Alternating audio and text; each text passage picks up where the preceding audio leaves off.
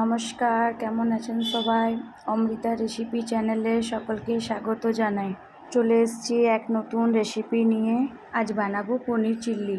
পনির চিল্লি বানানোর জন্য আমাদের কি লাগবে দেখুন। এখানে আমি 200 গ্রাম পনির নিয়েছি। পনিরটাকে মিডিয়াম সাইজে কেটে নিয়েছি। দুটো মিডিয়াম সাইজের পেঁয়াজ, টমেটো, শিমলা লঙ্কা, আদা, রসুন, একটু সস, সয়া সস, চিল্লি সস। কেটে রাখা পনিরের মধ্যে 1 চামচ লাল লঙ্কা গুঁড়ি, পরিমাণ মতো লবণ মাখিয়ে 10 মিনিটের জন্য ঢাকা দিয়ে রেখে দেবো। 10 মিনিট হয়ে গেছে। এখানে আমি কড়াইতে সাদা তেল দেব আর পনিরগুলোকে ভেজে নেব। সব পনিরগুলো ভাজা হয়ে গেছে। বেঁচে থাকা তেলের মধ্যে আমি দিয়ে দেবো কেটে রাখা আদা কুচি, রসুন কুচি, ভালো করে ভেজে নেব। এরপর দিয়ে দেবো কাঁচা লঙ্কা, কেটে রাখা শিমলা লঙ্কা, টমেটো দিয়ে ভালো করে ভাজবো। কেটে রাখা পেঁয়াজগুলো দিয়ে দেব আর ভালোভাবে ভেজে নেব।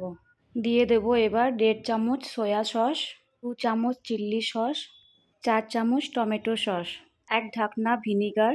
ভেজে রাখা পনিরগুলো এবার সব দিয়ে ভালো করে ভেজে নেব।